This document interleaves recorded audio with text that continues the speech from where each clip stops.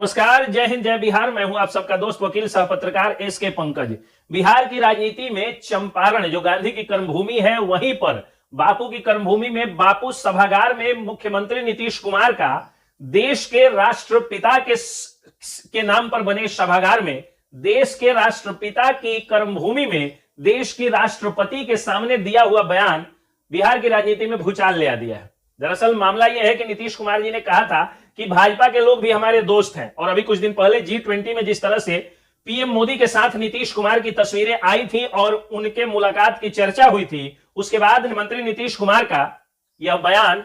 RJD minded लोगों के और तेजस्वी यादव के समर्थकों के दिल की धड़कनें बढ़ा दिया। लेकिन धड़कन को कंट्रोल करने वाले कार्डियोलॉजिस्ट कोई और नहीं बल्कि खुद नीतीश कुमार बने, और उन्होंने कहा कि तेजस्वी तो हमारा बच्चा है और यही मेरा उत्तराधिकारी है। दूसरे भाषा में उन्होंने यह भी कहा। सबसे पहले तो वो अखबारों को लपेटते नजर आए। जब मैं कह देता हूं कि अखबारों का अब सिर्फ 3 काम रह गया है, बूढ़ों का पोटा पोछना, बच्चों का पोटी पोछना और दारूबाजों का चखना, तो कई लोग जो है कहते हैं कि अखबारों के बारे में ऐसे क्यों बोलते हैं, और अखबार के कई सारे भाई मुझ पर नाराज भी हो जाते हैं। लेकिन जब भी देश का कोई बड़ा नेता उन पर चुटकियां लेता है और उनको उनकी धुलाई फिचाई करता है, तो ये इन लोगों की जुबान बंद हो जाती है। क्योंकि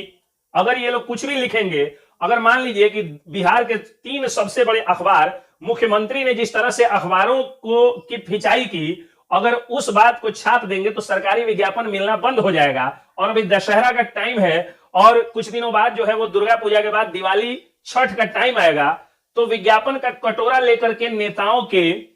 चाहे वो राज्य स्तर के नेता हो, चाहे जिला स्तर के नेता हो, चाहे ब्लॉक स्तर के नेता हो, चाहे थानाध्यक्ष हो, चाहे दरोगा इंस्पेक्टर हो, चाहे कोई समाज सेवी हो, या कोई भूतपूर्व गुंडा हो और अपने नाम के आगे अब समाज सेवी या कुछ और लगा रहा हो, उन सभी गुंडे माफियाओं, नेता या भ्रष्ट तक पुलिस अफसर्स या ऑफिसर्स के सामने जाकर के विज्ञापन का कटोरा ये अखबार वाले निकालेंगे और उनका विज्ञापन छाप करके उनका महिमा मंडन करेंगे। क्योंकि इनकी रोजी रोटी विज्ञापनों से ही चलती है। विज्ञापन लेना कोई अपराध नहीं है, लेकिन जब किसी गुंडा माफिया के ऊपर पहले से दर्जनों मुकदमे दर्ज हो और उस गुंडा माफिया को अगर अखबारों को विज्ञापन दे करके उनकी छवि साफ सुथरी ये लोग छापते हैं तो गुस्सा आता है। अगर किसी भ्रष्ट पुलिस या प्रशासनिक अफसर पर पहले से भ्रष्टाचार का आरोप लगा हो और उनके पदनाम या उनके कार्य क्षेत्र का नाम लेकर के और जब उनका बधाई संदेश ये लोग छापते हैं तो दिल में दुख थोड़ा जरूर होता है। बहरहाल मैं ये बोल रहा था कि नीतीश कुमार जी पत्रकारों को और अखबारों को खींच रहे थे, कह रहे थे कि मैंने साफ सुथरे लहजे में एक बयान दिया था और अखबारों को जब देखा तो मुझे बड़ा दुख हुआ। तो तुरंत एक दूसरे पत्रकार जो टीवी चैनल यानी इलेक्ट्रॉनिक मीडिया वाले थे, वो कह रहे हैं कि हम लोग अखबार वाले थोड़े हैं मुख्यमंत्री जी, हमसे नाराज मत होइए, हम टीवी वाले लोग हैं और हमको टेलीविजन वाले लोग हैं। टीवी नहीं बोलना चाहिए था, मुझे टीवी बोलना चाहिए था, यानी टेलीविजन वाले लोग हैं, नहीं तो ट्यूबरक्लोसिस होता है उसका मतलब तो हम लोग तो टीवी वाले लोग हैं और हम लोगों को तो आप बयान दे ही सकते हैं। तुरंत अगले ही क्षण में एक पटकन की फिचाई जो है अखबारों को दिए थे, लगातार 2-3 पटकन टीवी चैनल और इलेक्ट्रॉनिक चैनल वालों को मुख्यमंत्री जी खींच कर देते नजर आए। और डिजिटल मीडिया जो है वो आज भी शान से मुख्यमंत्री के सामने खड़ा था, लेकिन डिजिटल मीडिया पर मुख्यमंत्री कुछ नहीं बोले, या यूं कहे कि बोलने का साहस नहीं जुटा पाए।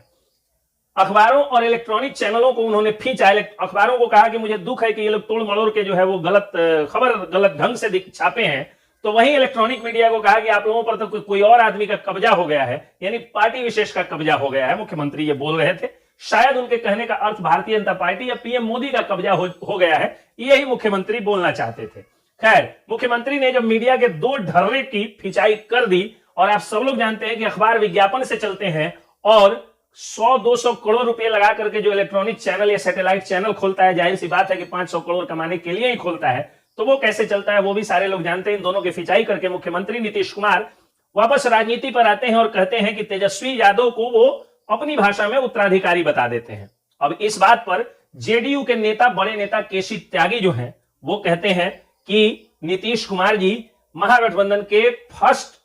नेता हैं, यानी पहले स्तर के नेता हैं, और निश्चित रूप से तेजस्वी यादव द्वितीय स्तर के नेता हैं। तो आरजेडी और जेडीयू के बीच में नंबर 1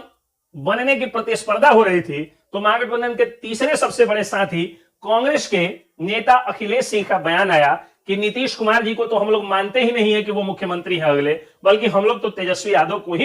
हम लोग जो है अगले मुख्यमंत्री मानते हैं। तेजस्वी यादव ही महागठबंधन के फर्स्ट स्टेप वाले नेता है, पहले स्तर वाले, पहले लेवल वाले नेता। इस तरह से राष्ट्रीय जनता दल यूनाइटेड और कांग्रेस के नेताओं के बयान आए, तो वहीं भारतीय जनता पार्टी के प्रदेश अध्यक्ष भगवाधारी पार्टी के और भगवाधारियों के बिहार के ध्वजवाहक